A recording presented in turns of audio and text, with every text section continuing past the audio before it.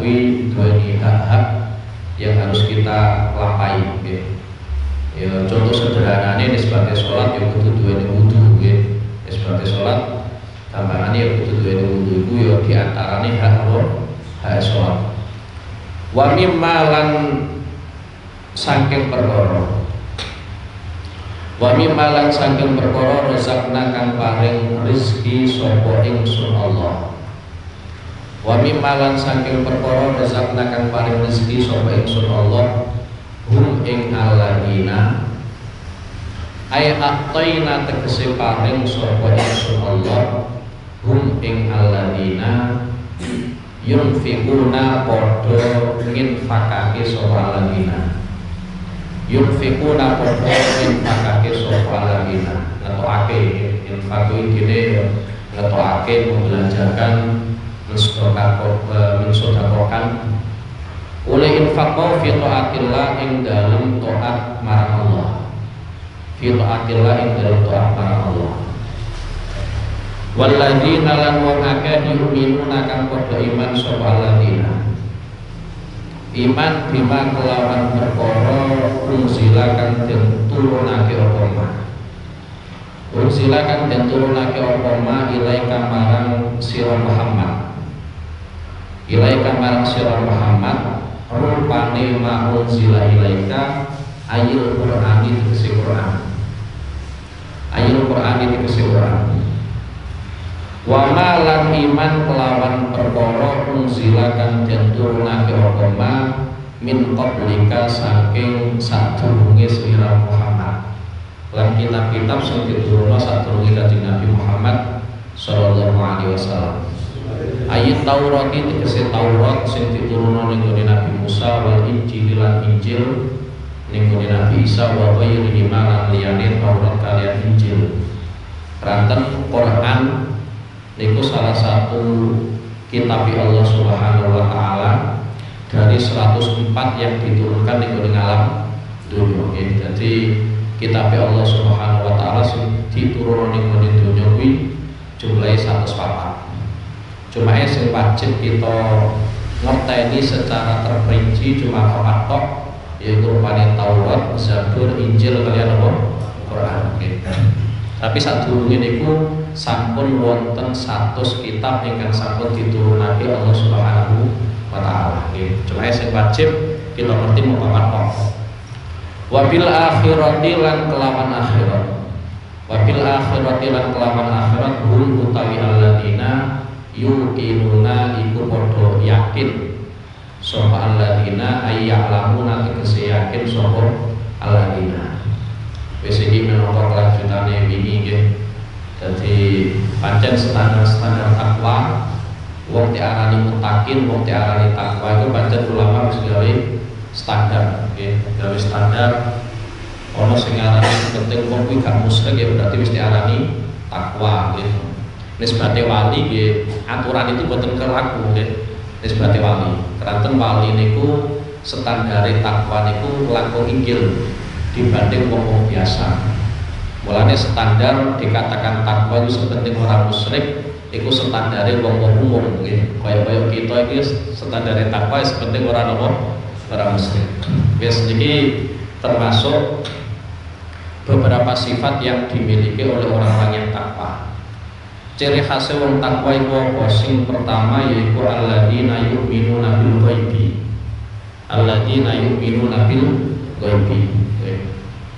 Dadi wong sing nimpul iman kelawan perkara sing gaib, mantep yakin kalian perkara sing gaib.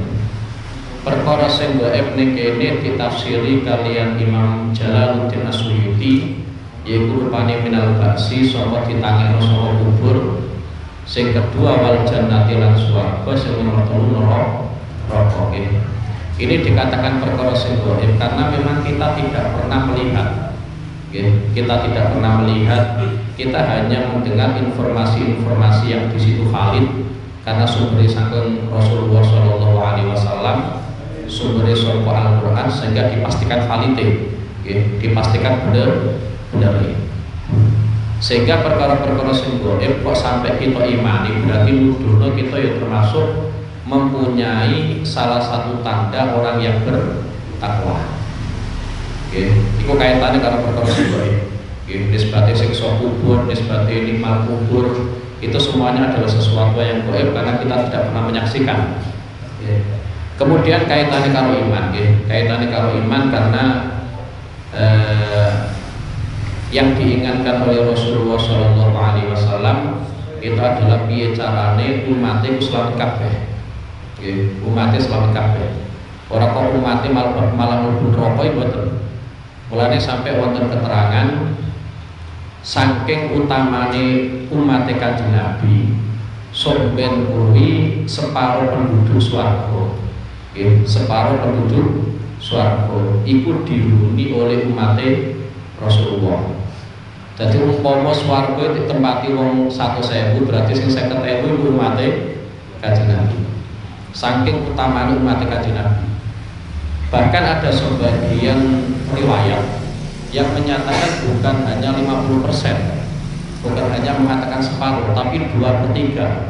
Kita bayangkan kalau jumlahnya itu 100.000 ya berarti 75.000 itu adalah umat Kanjeng Nabi Muhammad Sallallahu Alaihi Wasallam. Kenapa? Iki saking nuduhno betapa perhatiannya Kanjeng Nabi niku nggone umat, betapa perhatiannya penerusnya Kanjeng Nabi nggone umat.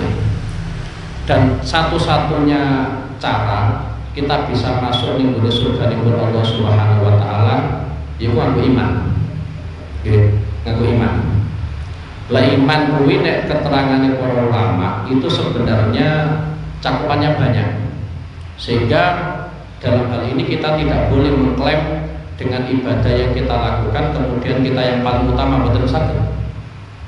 Wong Kanjeng Nabi mawon ngendikake al-imanu bid'un wa sab'una syu'batan wa fi riwayatin wasituna syu'batan. Iman kuwi 70 lebih, sebagian riwayat 60 lebih. Itu cabang iman. Siapapun yang melakukan dari sekian cabang iman berarti duweni keimanan. Dan disebutkan oleh Rasulullah a'laha kalimatul la ilaha illallah. Sing paling tertinggi adalah kalimat la ilaha illallah. Jadi mulane sering tak sampaikan nggih. Kadang ono kalimat-kalimat kuwi enteng tapi justru di mata Allah Subhanahu wa taala sangat mulyane.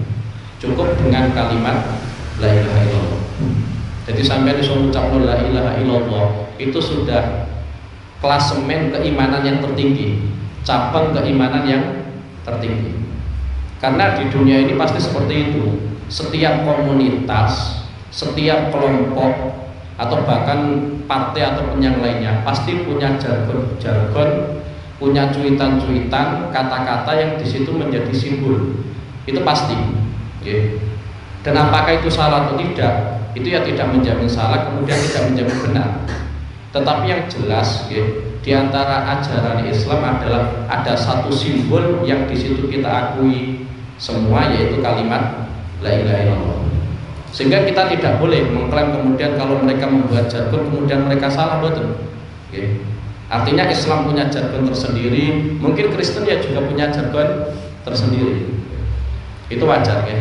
Kemudian dilanjutkan dalam hadisnya wa adnaha imatatul a'da anit. Sing paling rendah-rendahe cabang keimanan yaiku nek ana kotoran-kotoran, ana perkara sing larang ning dalan sampeyan sing krehno. Nisbate ana klikir utawa dalan rusak sampeyan benahi, iku ya termasuk tandane apa? Iman. Mulane sering tak sampaikan nggih. Mungkin kita di majelis ini itu punya keistimewaan, mendapatkan keistimewaan tolakul ilmi, golek ilmu. Tetapi kita juga tidak bisa memungkiri wong sing ning kono menjadi pemandu lalu lintas itu juga punya keistimewaan yang tersendiri. Sehingga kita juga punya keistimewaan rupane golek ilmu. Mereka juga punya keistimewaan ngatur mobil akhir orang kecelakaan. Dan itu juga diapresiasi oleh Islam. Sampai Kanjeng Nabi juga ngendikano wal haya'u minal iman. Sampeyan isen itu termasuk sangka napa? Sangka iman. Lah kuncine iman itu kita kudu yakin. Kita kudu yakin. Keranten akhlake tiyang niku saged dipun koreksi saking keyakinan. Lan amal niku akhlak niku saged dados standar keyakinane tiyang niku sepinten. Mulane nek dawuh Luqman Al-Hakim nggih, Luqman Al-Hakim niku nate ngendikake la yustata'ul amalu illa bil yakin. Ngamal kuwi iso dilakoni nek pancen wong kuwi duwe keyakinan. Nggih. Wong kafir kok kon salat ya ora mungkin salat, wong keyakinane boten wonten kaitane karo salat. Nggih. Ana wong kafir, ana wong Kristen kok penyembah pangeran ya ora bakal. Ana wong Katolik kok kon umroh ya malah ra mungkin. Karena kaitannya dengan keyakinan. Mulai dawuh Luqman Al-Hakim adalah la yustata'ul amalu illa bil yakin. Amal iku iso dilakoni nek pancen wong kuwi duweni keyakinan.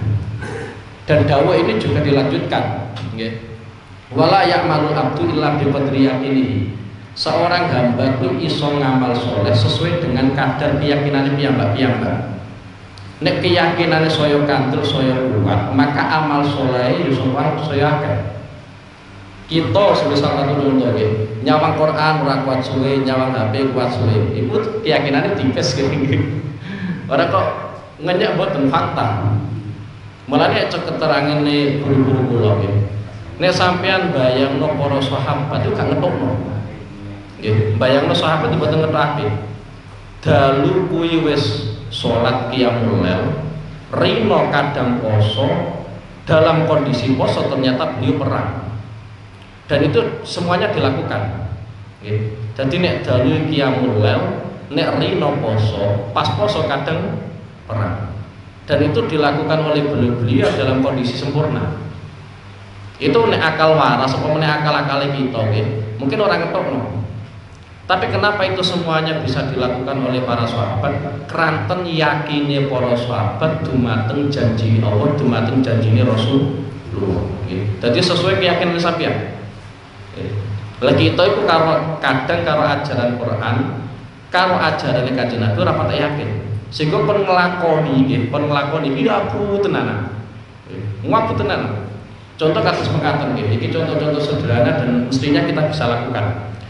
Kanjeng Nabi ku nate ngendikake rakaatal fajri khairun minad dunya bihadafirha. Sampeyan salat sunah sadurunge subuh 2 rakaat. Salat sunah sadurunge subuh 2 rakaat. Iku nek cara dawuh Kanjeng Nabi khairun minad dunya wa ma fiha. Lebih baik bagi kalian semua dibanding dunia dan seisinya. Oke, jadi nisbatnya mobil, nisbatnya kendaraan apa wae yang canggih-canggih, HP yang canggih-canggih itu dibanding dengan 2 rakaat subuh sebelum subuh itu lebih baik 2 rakaat sebelum subuh daripada dunia dan seisinya. Nek dawuh iki tik sampeno Kanjeng Nabi kemudian diterima oleh para sahabat, iku pikirane sahabat ngetokno. Nggih. Lah iya mosok ngene lho. Mosok sampeyan seneng mobil, seneng sepeda motor daripada sampeyan menghadap Allah Subhanahu wa taala. Nisbate sampeyan dipanggil presiden, sampeyan banget hormate ning gone presiden, takdime sampeyan ning gone presiden. Dipanggil iku mestine ya langsung madhep ning presiden. Sampeyan duweni mobil, duwe sepeda motor jatah mawon. Karena saking hormate sampeyan ning gone presiden. Apa meneh iki Allah Subhanahu wa ta'ala. Mulane Kanjeng Nabi ngendikano rakaatal fajri khairun minad dunya wa ma fiha. Dadi nek cara sahabat ditakoki, sampeyan milih 2 rakaat sadurunge subuh apa milih dunya saisine? Jawabane sahabat mesti milih 2 rakaat sadurunge subuh. Nek kita kon milih ngono ya mending milih dunya saisine. Nggih. Bojo akeh, ya mobil apik-apik, HP kami jumbo, bayangannya kita kan ngono. Dan ini pernah dilakukan oleh Sayyidah Fatimah Az-Zahra. Sayyidah Fatimah Az-Zahra. Saking mantepe kalian nopo sing didhawuhna Kanjeng Nabi. Mulane kita kudu yakin tenanan, kudu mantep tenanan kalian apa sing dijanjikno Allah, kalian apa sing dijanjikno Rasulullah sallallahu alaihi wasallam. Sayyidah Fatimah Az-Zahra niku nate nyuwun budak dumateng Kanjeng Nabi. Itu pun atas perintah Sayyidina Ali. Keranten napa kita tidak bisa memungkiri sejarah Sayyidina Ali urip ning gone alam dunya iku fakir. Nggih. Mulane Sampeyan dadi wong fakir nggih monggo, dadi wong sugih nggih monggo. Soale Kanjeng Nabi nggadahi mantu kalih sing siji sugih sing siji fakir nggih. Sayyidina Utsman iki sugih ora kaprah. Tapi Sayyidina Ali fakir ora kaprah.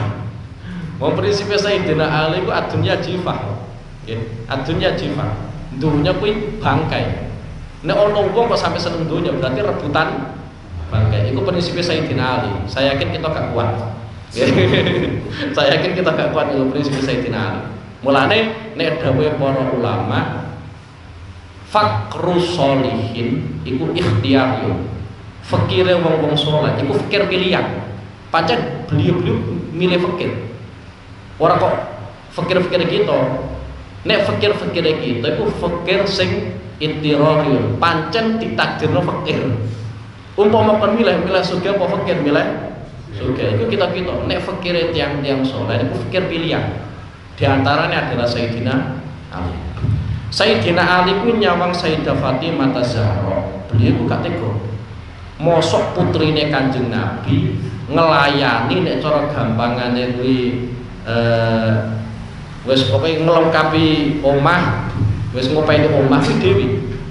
Ngantos dipun riwayatake telapak tangane Sayyidah Fatimah Az-Zahra kasar. Putrine Kanjeng Nabi. Mulane Sayyidina Ali nggih mboten tega cara gampangane. Lah iya putrine Kanjeng Nabi tak ngono. Lah pas wekdal kuwi ternyata Kanjeng Nabi kuwi angsal ghanimah kathah. Nggih, angsal ghanimah kathah, angsal jaran perang niku kathah. Lah Sayyidina Ali ku arep matur ning Kanjeng Nabi yo sungkan. Mantu ojo lak jaluk nggih. Mulai kalahi mertua karo mantu yo. Kalahi mantu karo mertua wis. Sayyidina Ali arep matur ning Kanjeng Nabi yo sungkan. Mantu. Nggih. Mulai mbok piye-piye mantu tetep nyungkani, mertua yo nyungkani. Mulane pancen sing apik ya kuwi nggih. Sing apik kuwi antara satu dengan yang lain yo saling sungkan. Supaya timbul saling menghormati. Nggih. Dadi umpama nggih guyon bareng tetep hormat karena isen duweni rasa sungkan. Tapi nek wis ora sungkan blas keplak-keplakan wis biasa nggih. Nggih. Mulane kudu ana sungkane. Dadi umpama jagungan guyon bareng tetep ana rasa hormati. Mantu yang hormati mertua, mertua yang hormati apa? Mantu. Aja sampai tadi mantu malah hidup mertua tok. Akhirnya Sayyidina Ali ngutus Sayyidah Fatimah Az-Zahra. Nggih. Ngutus Sayyidah Fatimah Az-Zahra kan nyuwun dumateng Kanjeng Nabi, nyuwun budak siji. Nyuwun pembantu siji. Akhirnya Sayyidah Fatimah Az-Zahra keranten sing ngutus niku garwane piyambak nggih taat mawon. Akhirnya sowan teng gone abahe nggih. Sowan dumateng Kanjeng Nabi. Pas teng ngajenge Kanjeng Nabi, Sayyidah Fatimah Az-Zahra nyuwun panane. Bah, cara gampane wong Jawa ya, Pak, nyuwun apa? Budak setunggal. Tapi anae nggih, anae justru Kanjeng Nabi niku mboten nyukani budak. Kanjeng Nabi malah ngendikani Sayyidah Fatimah Az-Zahra, piye? Sampeyan tak wahi utawa tak ulang perkara sing ning kono luwih apik tinimbang donya lan saisine. Akhirnya Sayyidah Fatimah Az-Zahra ditakon, napa niku Bah? Jawabe Kanjeng Nabi, sampeyan maca subhanallah sakwise salat ping 33. Alhamdulillah ping 33. Allahu Akbar ping 33. Lha ya seorang putrinya piyambak nyuwun budak setunggal padahal Pak nembe angsal napa? Ghanimah. Ora tek wae budak, ora tek wae pembantu, malah tek wae wiridan. Tapi karena yang dingendikane Kanjeng Nabi ki Sayyidah Fatimah Az-Zahra, Sayyidah Fatimah Az-Zahra nggih paham. Apa fungsine donya saisine nek wong kuwi wis sibuk ning gone apa? Wiridan. Wong kuwi nek wis kadung fokus ning gone subhanallah, fokus ning gone alhamdulillah, fokus ning gone apa? Akbar. Ngadepi donya ku enteng. Nggih, banget enteng. Mulane cara sebagian tiang-tiang kang saleh niku justru wong kuwi nek entuk bala, entuk coba iku cara standare sebagian ulama justru malah diarani nikmat. Nek ora tau tek coba, malah ora tau entuk nikmat. Sampai kaya ngono. Kenapa saking entenge ngadepi dunya. Mulane wis sampe eling-eling dawuh Luqman Al-Hakim wala ya'malul abdu illa biqadri yakini iki. Dadi sampeyan koreksi keyakinane sampeyan piyambak dumateng janjine Allah, dumateng janjine Rasulullah SAW. Seberapa kuat keyakinan kita, ya seberapa kuat ngamal kita. Nggih. Mulane sampeyan ora usah kaget nggih. Kadang ana wong salimbian Quran khatam. Kita kok sak Quran, sak halaman wah butir ora. Padahal cara dawuh para ulama ya minimal 5 ayat lah. Sedina 5 apa? 5 ayat. Ora iso 5 ayat ya 3 ayat lah. Nggih. Ora iso 3 ayat ya sak ayat ora apa-apa lah. Sing penting aja blas nggih. Sing penting apa? Aja blas. Wong sampean sedina sapa kuwi ora buka WA wis rasane kaya ana sing ilang kok. Mesti kaya ngono. Lagi kita orang buka Quran, orang maca Quran, sa ayat rong ayat kok belas orang ngrasa apa? Kelangan. Padahal sampean maca Quran malah ganjar, sampean WA-an iku malah ketokno modal. Mengkudu paketan barang kok nggih. Mulane nggih wis kowe eling-eling dawuh Luqman Al-Hakim wala ya'malu abdu illa bi qadri yaqini. Wala yuqassiru amilun hatta yanqusa yaqinuhu. Ana wong kok ngamale saya kurang iku nuduno keyakinane saya tipis. Uang, misal satu contoh biasanya sholat tahajud, ternyata ujug-ujug malam kuwi ora tahajud. Iku nuduno keyakinane saya tipis. Mulane dawuhe para ulama, iman kuwi yazidu wa yanqus. Imane kita kuwi kadang tambah, kadang kurang. Soalnya wong awam nggih, wong awam. Tapi sampean ora usah mamang. Nggih. Sing penting kurang tambah, aja sampai ilang ngono wae nggih. Lha pesene ulama sing penting aja ilang. Karena gini nggih, nek imane sampean kadang tambah, kadang kurang, predikate sampean tetep ashabul yamin. Contohnya gede Al-Waqiah, sampean tetep ashabul yamin. Meskipun ya kadang kurang, kadang tambah nggih. Tapi itu sudah prestasi lah nggih. Ternyata ulama juga mengapresiasi wong sing model kaya ngono tetep iku derajate ashabul yamin. Lha wong nek wis dadi utawa mendapatkan predikat ashabul yamin, cawisane mesti swarga. Wis ora sama mamang. Wong predikate sampean wis ashabul yamin. Mulane nggih, Kanjeng Nabi kuwi nek ditakoki kalian para sahabat, jawabane macam-macam. Jawabane macam-macam ora mesti padha. Contoh kaya ngene iki. Wonten sahabate Kanjeng Nabi tanglet dumateng Kanjeng Nabi, ayul islami afdal. Islam yang paling utama niku napa Kanjeng Nabi? Kanjeng Nabi ternyata memberikan jawaban yaitu as-sholatu li waqtiha. Salat tepat waktu nggih. Salat tepat waktu itu termasuk tandune sampean imam. Tapi nggih wonten sebagian sahabat Kanjeng Nabi tanglet dumateng Kanjeng Nabi, ayul islami afdal. Islam yang paling utama niku napa? Jawabane Kanjeng Nabi ternyata it'amut ta'am. Sampean ngawain darah nih kalau jadi semisal sampean pas undangan, ono wong gawe acara undangan, sampean teko akhirnya wong ngawain panganan sampean, itu ya termasuk Islam sing paling utama. Karena wong iki macam-macam. Ono sahabat Kanjeng Nabi sowan dumateng Kanjeng Nabi, ausini ya Rasulullah. Kanjeng Nabi tolong wasiati kula. Jawabane Kanjeng Nabi la takdub, sampean ora usah muring-muring. Ngono saya takone. Ausini ya Rasulullah, wasiati kula ya Rasulullah. Jawabannya Kanjeng Nabi, la takdub. Sampai kata-kata la takdub itu diulang-ulang Kanjeng Nabi sampai 3 kali. Kenapa wasiatnya Kanjeng Nabi kon aja muring-muring? Soalnya sing takok Kanjeng Nabi itu kemungkinan wong senengane muring-muring. Nggih. Dadi nek sampean kok nemoni wong muring-muring, sampean dawuh mawon la takdub, aja muring-muring. Tapi sebagian sahabat sing lintur nek jalur wasiat dumateng Kanjeng Nabi jawaban nggih mboten malih. Dadi cara keterangan para ulama, Kanjeng Nabi perso kanthi saestu khaliyae wong tingkahe para sahabat. Khali para sahabat iki ngene ngerti kabeh. Nek kita gak mesti, kepala desa gak mesti ngerti kabeh, apa meneh kiai ini. Kepala desa ngerti datane oh iki termasuk penduduk. Kadang ya ora ngerti khaliyae piye, kelakuane piye gak ngerti. Ini soal nek Kanjeng Nabi mboten. Wis iki kaitane karo iman nggih, kaitane karo apa? Iman nggih. Alladzina yu'minuna bil ghaib.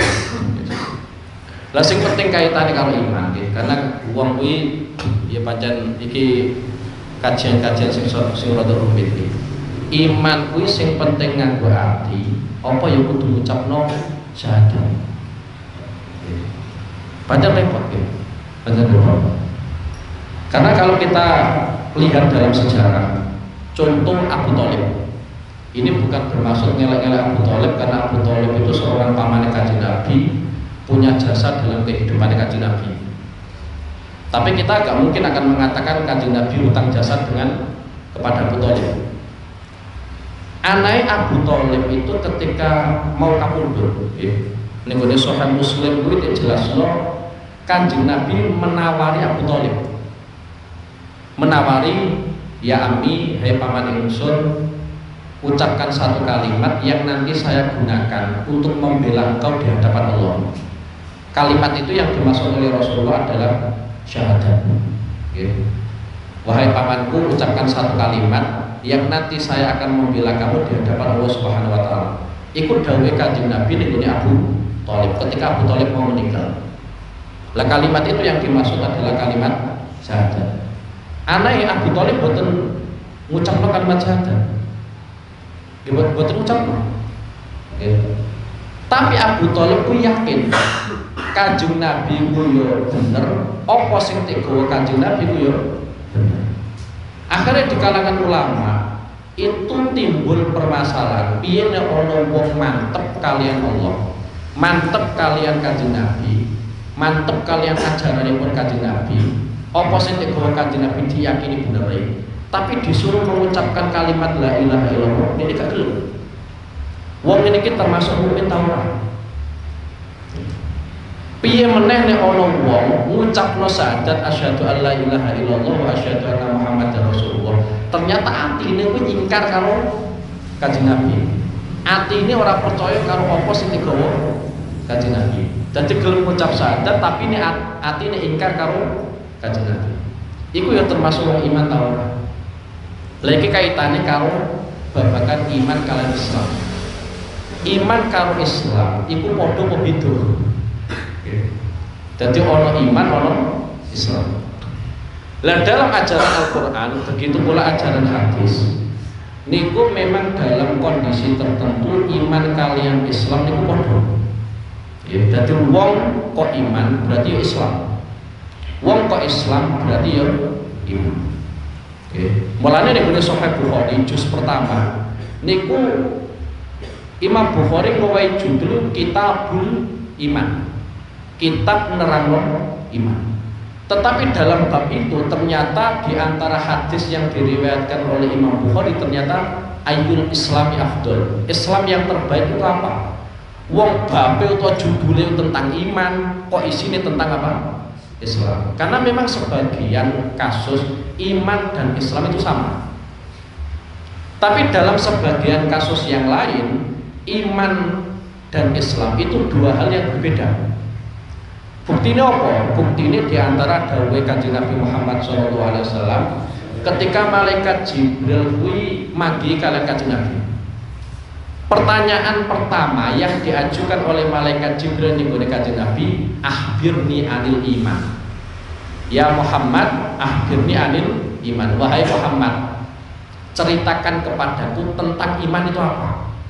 Akhirnya Kanjeng Nabi menjawab, antuk minabillahi wa malaikatihi wa kutubihi wa rusulihi wal yaumil akhir wa bil qadari khairihi wa syarrihi. Iman itu sampeyan iman kepada Allah, malaikat, kitab, rasul, hari akhir dan qadar.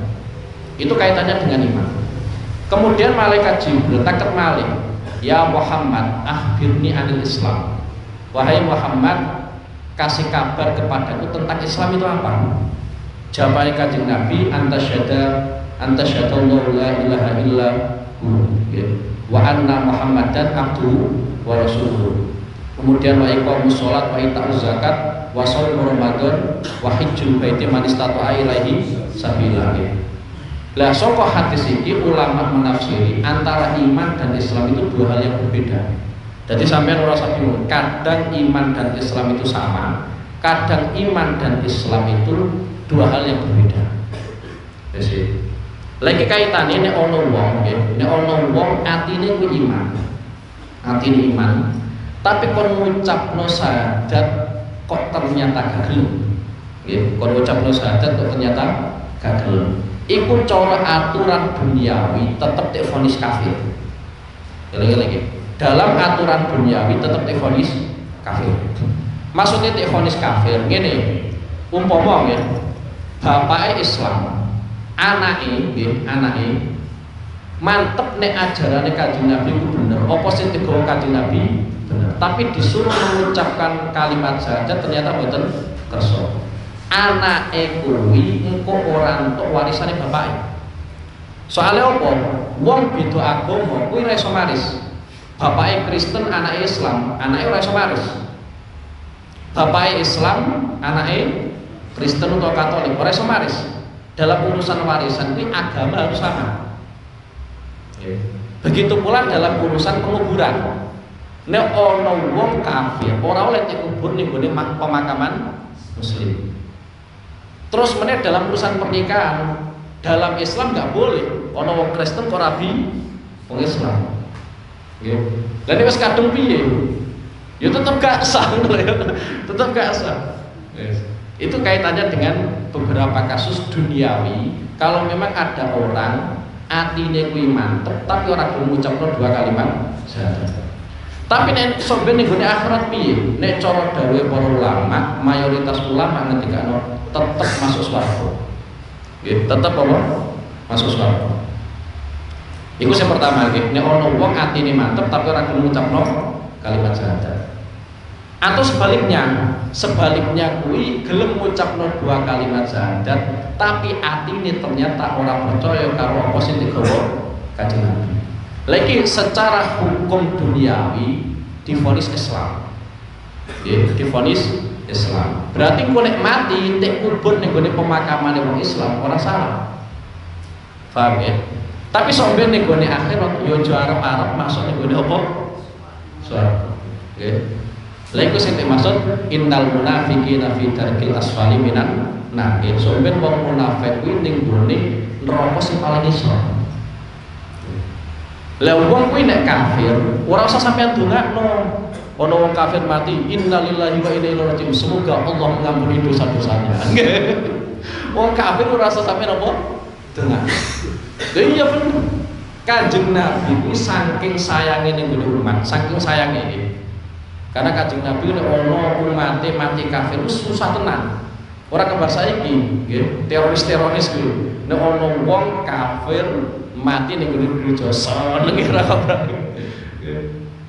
Dadi Kanjeng Nabi nek delok umate mati kafir wis susah banget.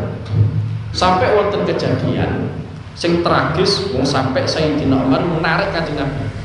Sayyidina Umar itu nek salah ya salah. Meskipun itu yang melakukan hampir dilakukan oleh Rasulullah. Jadi wonten wong kafir, nek dalam riwayat itu disebutkan wong munafik. Jadi lambene ngucapno syahadat tapi atine napa? Ora gelem percaya kalian Kanjeng Nabi. Iku arep didongakno Kanjeng Nabi. Wis kapundhut, arep wis mati, arep didongakno apa? Kanjeng Nabi. Saking ora trimane Sayyidina Umar, nggih. Saking ora trimane Sayyidina Umar, Kanjeng Nabi ditarik saka mburi. Nek Sayyidina Umar ora iso wani. Saya Kanjeng Nabi tarik sama dulu sampai wonten ayat turun wala tusolli ala ahadin minhum mata abada. Nek ana wong munafik, ana wong kafir kok mati, sampeyan ora usah ndongakno. Lah kelemahane kita iki wis mati lagi ditungakno semoga Allah merahmatinya padahal kan kafir. Lah nek ning donya sampeyan ndongakno ya Allah muga-muga wong kafir ku entuk hidayah, boten napa-napa iki. Wong Kanjeng Nabi yang nglakoni. Sayyidina Umar ini dari masuk Islam. Kanjeng Nabi akhirnya ngending, "Donga Allahumma izzal Islam bi ahadil umarin." Ya Allah, mungkin jenengan kuwi mulyaan Islam, menjayakan Islam kelawan masuke salah siji umat. Sing pertama yaiku Umar bin Khattab, sing kedua ya rupane Abu Jahal. Ternyata sing kenek dongane Kanjeng Nabi kuwi ternyata Umar bin itu barokah dongane Kanjeng Nabi. Itu dalam kondisi Umar masih kafir. Dia dongane Kanjeng Nabi. Mulane nek ana wong kafir, ya sampean dongakno ya Allah muga-muga entuk hidayah. Tapi nek wis mati ora usah sampean dongakno. Haram kuwi. Nggih. Haram. Cara Al-Qur'an apa? Haram. Wis kaitane karo apa? Alladzina yu'minuna bil ghaibi. Sing kedua, sifat yang kedua, tanda-tanda yang kedua orang yang bertakwa adalah wa yuqimuna shalah. Wa yuqimuna shalah dan mengikuti tafsir ya'muna biha bi huquqiha. Dadi ngene iki. Setiap ibadah itu punya hak. Setiap ibadah itu punya hak. Kita mawon sebagai manusia itu punya hak. Ibadah yang namanya amal dan manusia itu sama-sama makhluk. Kita yang makhluk Allah, ibadah yang kita lakukan, amal yang kita lakukan juga apa? Makhluk Allah. Sehingga kita punya hak, amal atau ibadah juga punya hak. Di antaranya adalah sholat. Lah sampeyan niku nek sholat, ya khusyuke dijogo. Khusyuke dijogo, rukune dijogo, syaratnya dijogo, kesunahan dijogo. Ojo kok sing penting sholat. Ngaji pirang-pirang tahun sing penting sholat. Nggih, koyo lagi anyaran masuk Islam mawon. Wis ngeten nggih, kaitane karo wa yuqimuna shalat. Dawe Sayyid Abdullah bin Alawi Al-Haddad, salat itu memiliki suratun dhairah, bentuk dhair. Kalau bentuk dhair, kita semua ini sudah melakukan. Buktinya kita juga rukuk, juga sujud, ya, dan seterusnya. Nggih, maca Fatihah, nggih takbir. Berarti surah dhairah, bentuk fisik itu sudah kita lakukan. Yang jadi PR bagi kita semua, ya, karena kita Islam itu mulai cilik adalah wahaqiqatun batinah. Urusan-urusan sing batin. Semisal koyo ikhlase, koyo khusyuke. Kita perhatikan apa itu? Masa kita Islam itu mulai kecil sampai umur sudah tahun, ngopaini bentuk fisik tok. Nek cara gampangane tembok kuwi bangunane wis suwe, jero wis kropos. Sing jero sampean cacet-cacet kok. Sing jero ora sampean apa? Openi. Iku ora kuat suwe kira-kira ya bobrok. Mulane cara Sayyid Abdullah bin Alawi Al-Haddad, salat kuwi duwe suratun dhairah, bentuk fisik. Dan bentuk fisik kita sudah melakukan semua. Sing kedua adalah haqiqatun batinah. Kaya khusyuk, kaya ikhlas, madhep tenanan kalian Allah Subhanahu wa taala. Sampai sholat celelean nggih, plengaan bareng iki ora pantes kok. Lha pantes piye? Iki cara hadis nggih, cara hadis. Innamal musolli munajir rabbah. Wong sholat kuwi Kanjeng Nabi nek gambarno kaya wong omong-omongan langsung karo pangeran. Sampeyan ning ngarepe wong sing sampeyan hormati, sing sampeyan ta'dhimi, sing sampeyan sungkani nggih, sing sampeyan apa? Sungkani. Ning ngarepe sampeyan matur kira-kira sopan ta ora? Iki ning gone ngarepe Allah Subhanahu wa taala. Mulai cara Kanjeng Nabi, wong kok salat iku berarti kaya-kaya wong sing omongan empat mata dengan Allah. Dadi nek nisbate pelingaan kaya ngene iku gak pantes. Meskipun sampeyan salat ngene pelingaan mboten batal. Sepenting dodone madhep kiblat, ya sepenting dodone apa? Madhep kiblat. Sampeyan pelingaan ngene mboten apa-apa. Di samping kuwi Kanjeng Nabi ugi ngendikake nek ana wong salat berarti aqbalallahu biwajhi. Pangeran ku yang ngadepi hamba itu dengan wajah Allah. Sampeyan niku nek salat, hakikate pangeran ku lagi ya ngadepi sampeyan. Saking sopane pangeran. Lah yo sampeyan salat madhep. Nisbate sampeyan kuwi dadi tamu. Terus ana tuan rumah, tek plengosi, iku wis lara ati. Tuan rumah ra hormati tamu itu adalah raja. Tapi pangeran boten nggih. Sampeyan salat nggih, iku hakikate sampeyan madhep ning gone pangeran. Nek sampeyan madhep ning gone pangeran, aqbalallahu biwajhi. Pangeran yo madhep sampeyan. Dan alhamdulillah nggih ning gone Indonesia iki salat kopenan tenan nggih. Salat kepenan tenan. Sing repot kuwi nggih, sing repot zaman akhir kuwi al-mubah bin masajid. Wong kuwi angga-anggaan karo masjid. Nggih, angga-anggaan karo masjid. Dadi masjid itu ruwet digudi sing jamaah imam karo makmum tok. Lha masjid wae api. Masjid api-api. Mulai zaman akhir masjid soya api. Karena saya nggih, karena apa? Saya nggih. Kok ana menorone. Ning kene kudu ana menorone. Mosok kalah aja. Dadi sing tak banggakno iku masjid enteke piro pembangunan. Ora kok ngibadahi piye. Meskipun sampeyan ngapik-ngapik nang masjid, iku ya satu sisi ana apike. Apa meneh sekelas Masjid Istiqlal. Iku mungkin cara sebagian ulama ya wajib karena sisanya harus gereja. Mosok gereja luwih apik daripada apa? Masjid. Nek masjid puncangan wae kok. Mosok sampe api-apikno sedangkan ibadah wong sing ibadah niku ora apa sampe ngopeni. Wis iki kaitane karo masjid. Soale masjid ku yo syiar Islam, salat ku yo syiar Islam. Nggih. Mulane pentingnya jamaah, nggih, pentingnya jamaah. Supaya anak putu kita itu ngerti wong salat iku piye. Aja sampai kita iku salat anak kita gak ngerti, akhirnya anak kita itu ora ngerti caranya sholat itu piye. Mesti ini madhep kiblat, malah dia ini madhep srengenge. Aja sampai. Ya barokah sholat jamaah, sholat bareng-bareng, banyak orang yang tahu, ya, banyak orang yang tahu. Akhirnya wong paham nek sholat berarti madhep kiblat. Ya ono takbiri, ono maca Fatihah dan seterusnya. Wis kaitannya karo masjid, kaitannya karo masjid. Ya kan mau cerita sithik kaitannya karo masjid zaman Kanjeng Nabi, zaman Khulafaur Rasyidin. Aku ora ngenyak wong sing bangun masjid karena sudah berjuang nggih, membuat masjid, membuat Baitullah nggih, rumah Allah Subhanahu wa taala.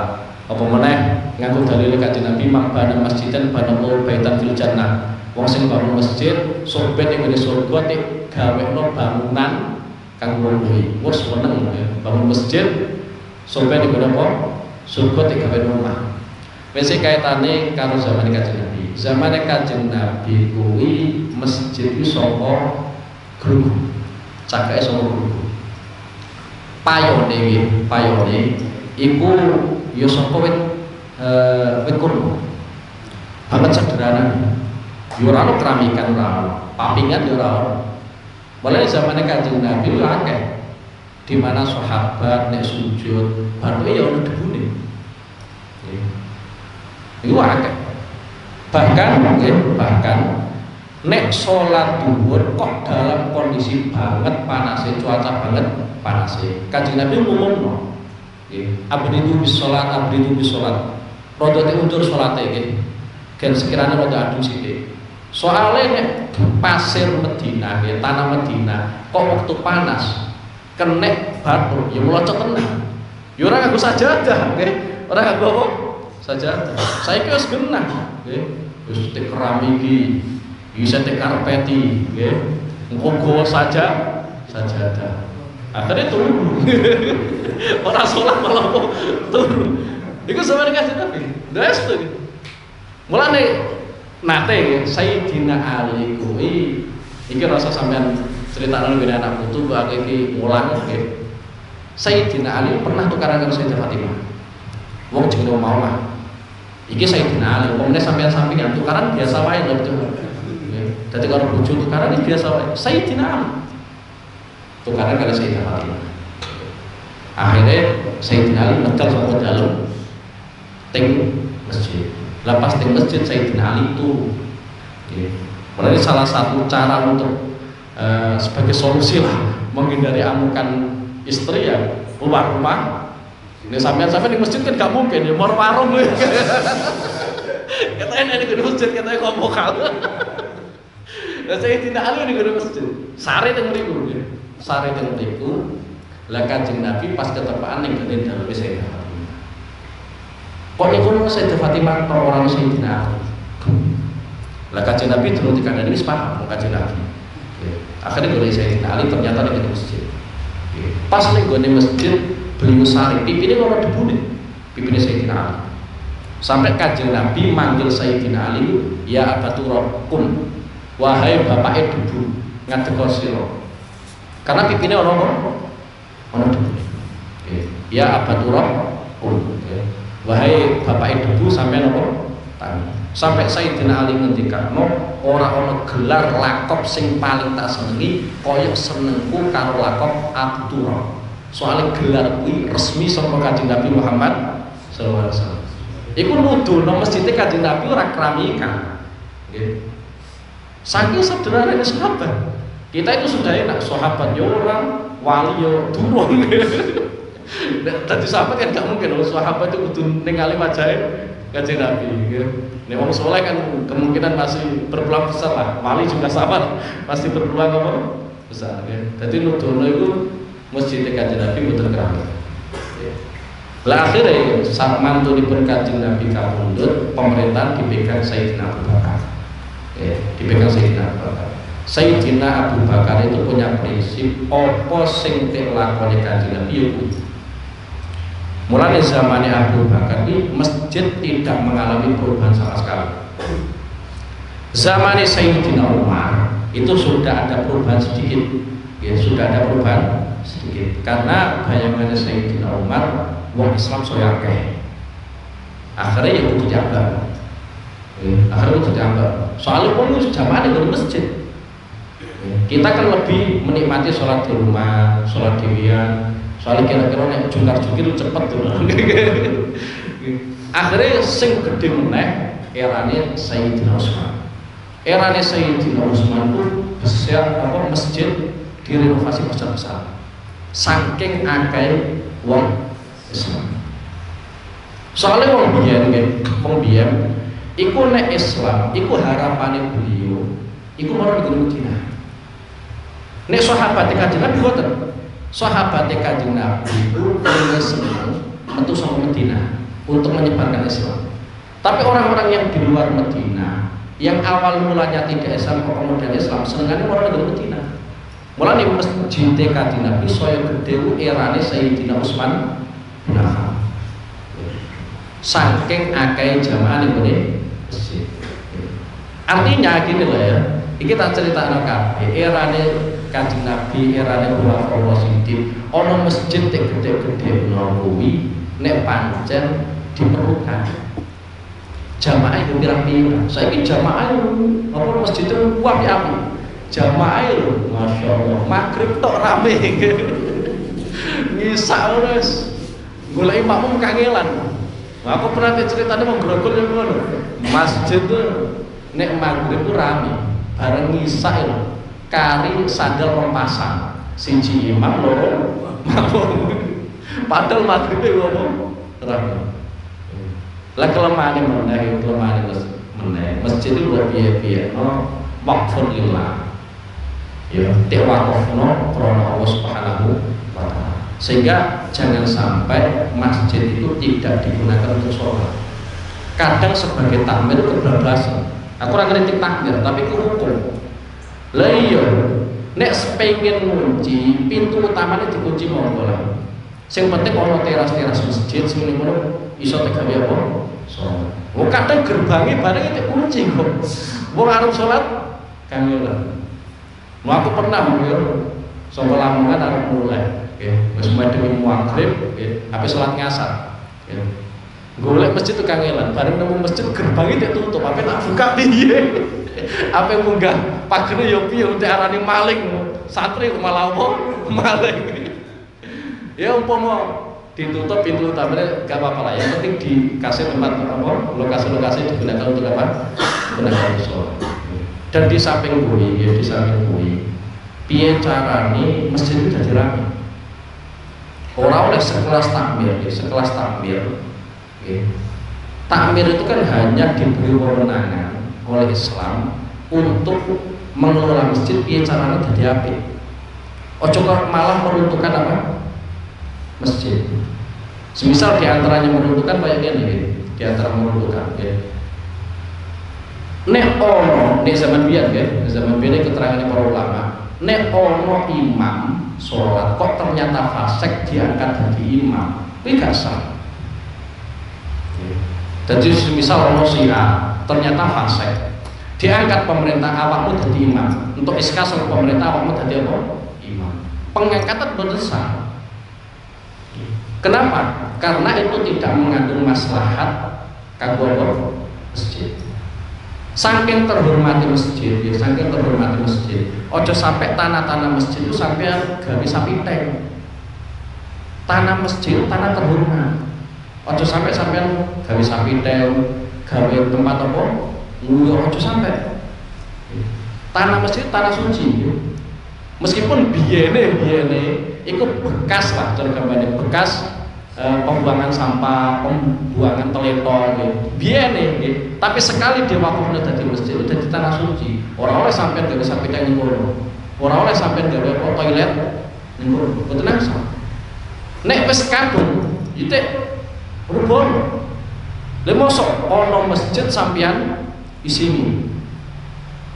Tanah ku nek wis diwakafno dadi masjid, mbok ana bangunane mbok ora. Semisal umpama iki ana bangunan iki, tanahku tak wakafno. Wakaf itu ada masjid dan tanah iki tak wakafno dadi masjid.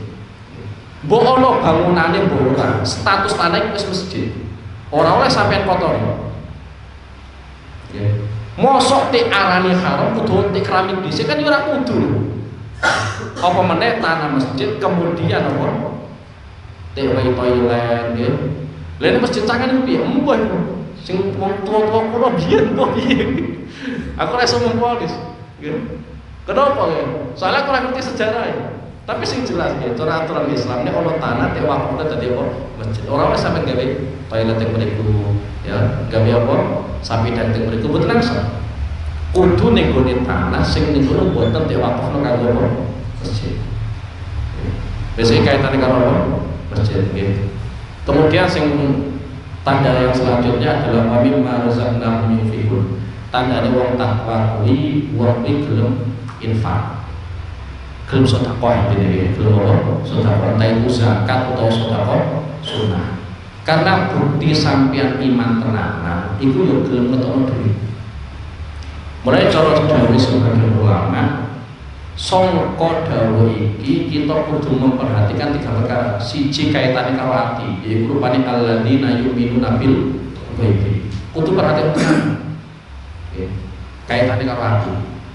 Mulane sampai kanjeng Nabi ngendikano ala inna fil jasadi mudghah idza saluhat saluhal jasadu kullu wa idza fasadat fasadal jasadu kullu. Ning gone jasad iku ana getih segumpal.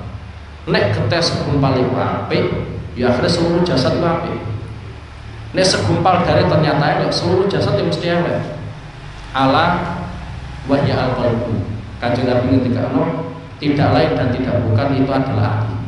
Mulane sangka ayat alladzina yu'minuna bil ghaibi cara sebagian ulama kita kudu merhatekake apa?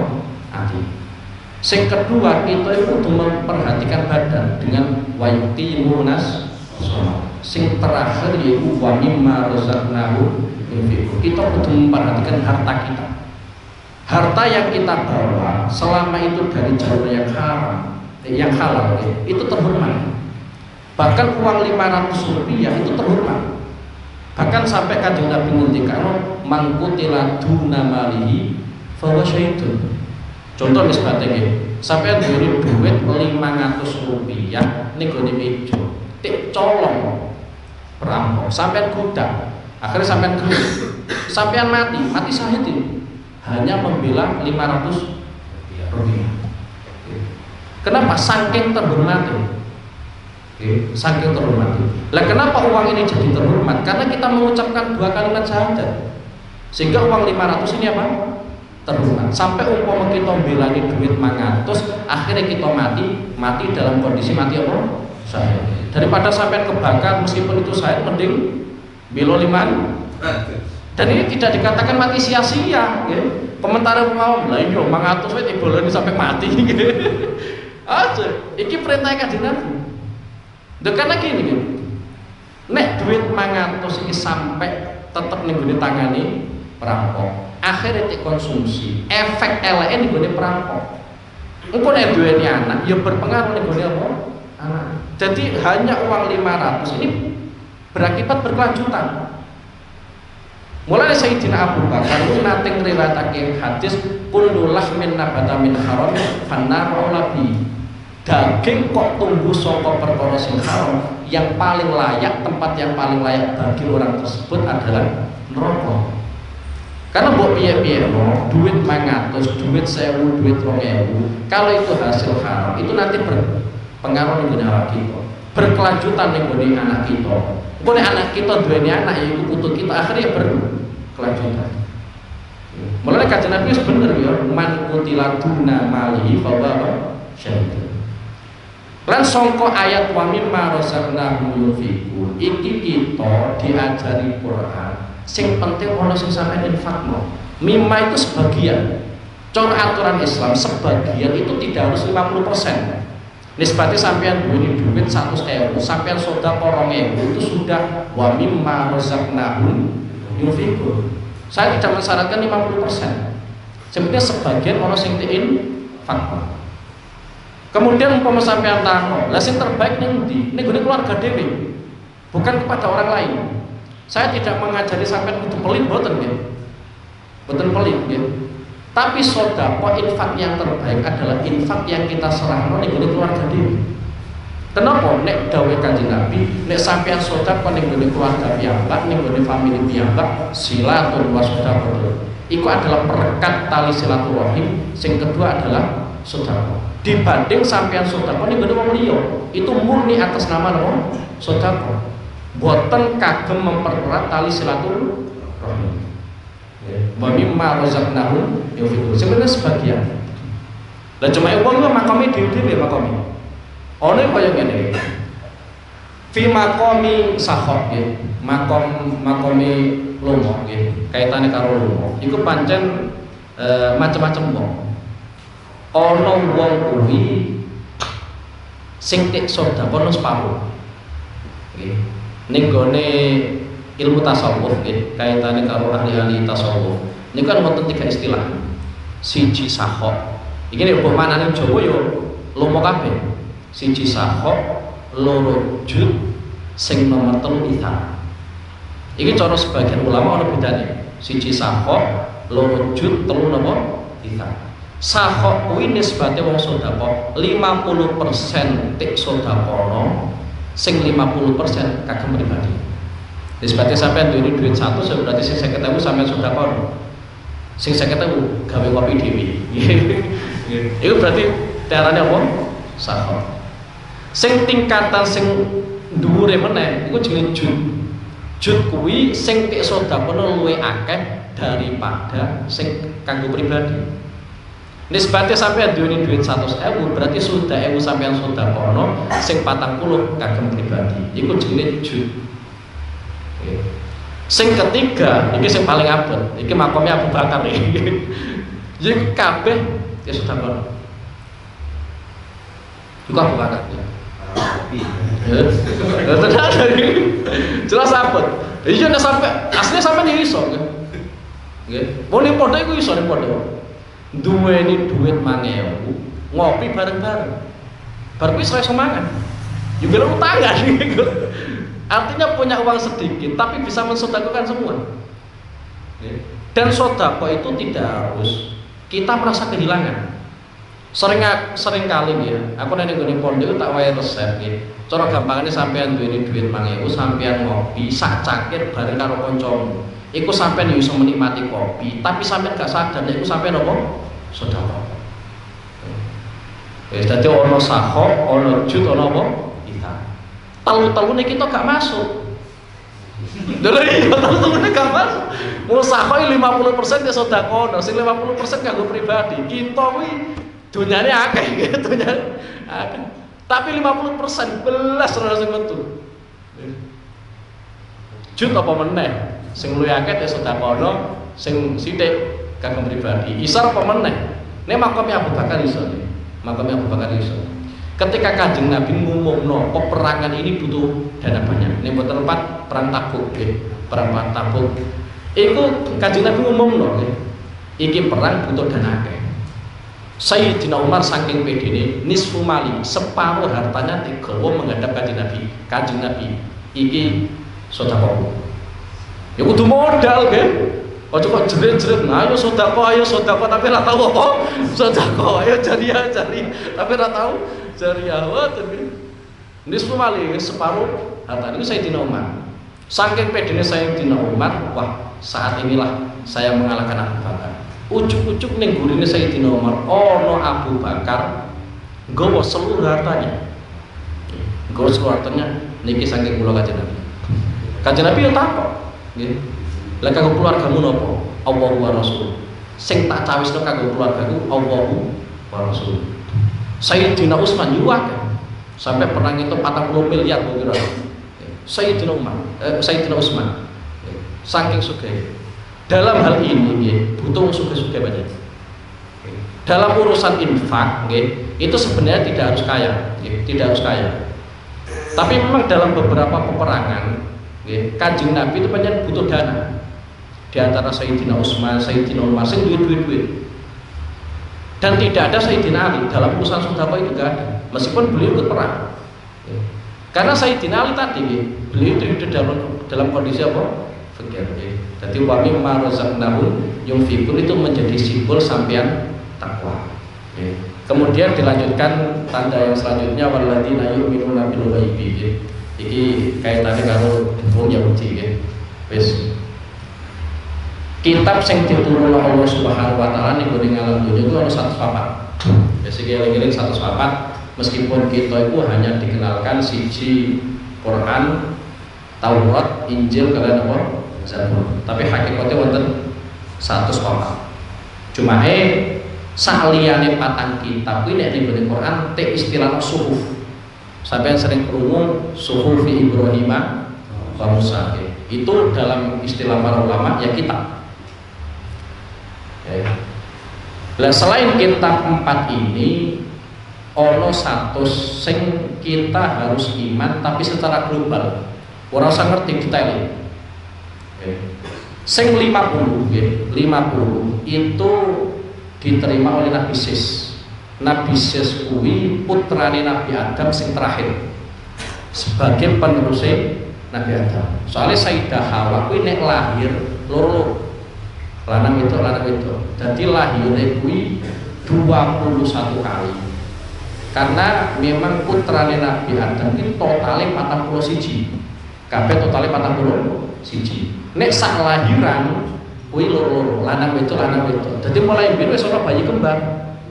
Jadi saya merasa kaget, saya ono bayi kembar sak monake biasa wae. Biyen kuwi sono. Lah sing terakhir iku Nabi Sis. Nabi Sis. Lah Nabi Sis kuwi untuk suhuf jumlahe 50. Kemudian era selanjutnya Nabi Idris. Nabi Idris kuwi untuk suhuf 30. Untuk suhuf 30. Totale wis 20. Nabi Ibrahim untuk suhuf kuwi 10. Nabi Ibrahim totalnya 90. Sing terakhir Nabi Musa sadurunge angsal kitab Taurat kuwi untuk suhuf totalnya 10. Jadi totalnya 100. Lah setelah Taurat kemudian Injil, Taurat, Zabur, Injil, Nabi Quran. Dan seluruh kitab yang jumlahnya sekian banyaknya itu semuanya terkumpul dalam Al-Quran. Wes walladzina yu'minuna bima unzila ilaika wa ma unzila min qablik. Iki kaitane karo Yahudi. Islam itu seringkali dibandingkan dengan orang-orang Yahudi. Orang Yahudi itu dulu ketika ada ayat ini turun, mulai dari alladzina yu'minuna bil ghaibi. Itu komentar orang Yahudi, aku ya iman kelawan perkara sing gaib. Kemudian wa yuqimuna shalah, kami juga mendirikan salat. Wa mimma razaqnahum yunfiqun, kami juga infak. Walladzina yu'minuna bima unzila ilaika wa ma unzila min qablik. Iki prinsipe wong Yahudi, nek kitab sing tek turunan ning nggonanku aku percaya. Saliyane kuwi aku gak percaya. Jadi titik kelemahan orang Yahudi adalah hanya iman kepada sebagian kitab tapi tidak iman kepada sebagian yang lain. Ciri khas wong Islam itu adalah seperti ini di akhirul Baqarah, kullun amana billahi wa malaikatihi wa kutubihi wa rusulihi. Maksudnya ngene kita itu kudu iman kalau kitab-kitab Allah kabeh. Mulai suhuf, mulai Taurat dan seterusnya kudu iman. Meskipun yang kita ikuti adalah Quran. Jadi kaitannya kalau iman, kabeh kudu iman. Lah adapun yang kita ikuti adalah Al-Quran, karena memang itu adalah sebuah aturan. Kita harus iman kepada dan mengikuti apa? Al-Quran. Lah aturan dalam Quran cocok ora cocok kudu iman. Nujune sampai iman. Contoh kayak ngene. Semisal Allah Subhanahu wa taala ngaramno timbangan yang tidak adil. Wailun lil mutaffifin. Neraka wel kanggo wong sing ora adil dalam urusan timbangan. Ternyata faktanya kita itu sebagai pengepul. Nek nimbang ternyata ora tahu apa adil. Jadi kelakuan itu ternyata tidak sesuai dengan apa? Al-Quran. Tetap kita kudu tunduk kalau aturan Al-Quran. Mbok piye-piye kalau dalam urusan menimbang kok gak adil, tetap haram. Sama dalam urusan riba. Dalam urusan riba. Riba itu mbok piye-piye haram. Meskipun kita itu ya kadang pelakunya. Sehingga dari hal ini supaya hati kita tetap dalam kondisi iman. Nek sampai-sampean malah ngingkar iku jenenge yu'minuna bi ba'din wa yakfuru bi ba'din. Iman karo sing cocok, nek ora cocok ora di iman. Iku kelakuane wong Yahudi. Mosok sampean pengen dadi apa? Wong Yahudi. Dadi aturan Quran mbok cocok mbok ora cocok kudu kita imani. Meskipun kadang kita yang melanggar. Semisal kaya ngene, guys. Di antara aturan Al-Qur'an adalah wala taqrabuz zina innahu kana fahisatan wa sa'a sabila. Sampai aja medheke zina, mbok piye itu adalah kriminal. Ternyata ana wong ditakdirno zina. Meskipun dia melakukan zina, tetap kudu ngakoni ku haram. Itu lebih menguntungkan dia daripada wis zina mengatakan zina adalah halal. Wis. Dadi cocok ora cocok nek iku wis disebutno Al-Qur'an ya kudu napa? Kita akoni nggih. Meskipun iku haram. Mulane cara dawuh para ulama, nek ana perkara haram kok pas ketepaan kita iku ditakdirno nglakoni, yo tetep akoni iku haram daripada kita menghalalkan perkara sing haram utawa sebaliknya mengharamkan perkara sing halal. Nggih. Koyo wong Yahudi kan kriminal. Nek kitab dhewe gelem iman, tapi nek kitab sing diturunno ning Nabi yo ora gelem napa? Iman. Lan ciri khase wong mutakin zamane Kanjeng Nabi walladzina yu'minuna bima unzila ilaika wa ma unzila min qablik. Lah sing terakhir wa bil akhirati hum yuqinun. Karo akhirat itu mantep wis. Karo akhirat itu mantep, kowe sampeyan wis mantep masuk swarga lho. Husnudon karo apa? Pangeran masuk swarga. Tapi tujuannya ora kok gen lancar nglakoni maksiat boten nggih. Wis pokoke husnudon karo pangeran apa bisa masuk apa? Swarga. Soalnya nek cara dawuh para ulama itu asline masuk swarga ya gampang. Modale ora akeh, modale ora akeh. Sing gonoi akeh modal justru malah masuk ning gone neraka. Cuma ning gone neraka dipagani perkara-perkara sing sekirane kita minat. Nggih. Nek karo wedokan minat, karo bojone toko minat. Karo bojone dhewe sumpah. Sekali ya. Wabil akhiratilun yakin. Pokoke peristiwa apapun yang gone akhirat itu kita kudu apa? Imani nggih. Soale perkara sing sampeyan bayangno ning gone ngalam donya, sombene ning gone akhirat mesti salah kabeh. Nggih. Kita hanya bisa menjelaskan secara global tok nggih. Tapi persisnya kan apa tetap sing ngerti pangeran. Mulane Kanjeng Nabi ngendikano yo mala ainun ra'at wala udhun sami'at wala khatara ala qalbi basar. Sesuatu sing ning kono mripat ora tau ningali, kuping ora tau krungu dan tidak pernah tersirat dalam hati kita. Soalnya keterangan apapun itu hanya sebatas global. Persisnya kok apa yo ora ngerti. Ini sebabnya kaya ngene lho. Ana keterangan saking indah ludahe bidadari iku umpama netes mawon nggih, netes ning gone lautan donya sing asline asin dadi ora asin. Lah iya lagi tetesane bidadari nggih, sak tetesan. Lah iku umpama sampai mutah-mutah bidadarine kok ana apa. Wah, itu malah tambah manis sekarang ya. Pokoknya yang kita bayangkan tentang akhirat kita hanya membayangkan secara global mawon ya, secara global persisnya Allah Subhanahu wa taala sing ngerti. Wa fil akhirati yu'minun gitu. Wa maula salli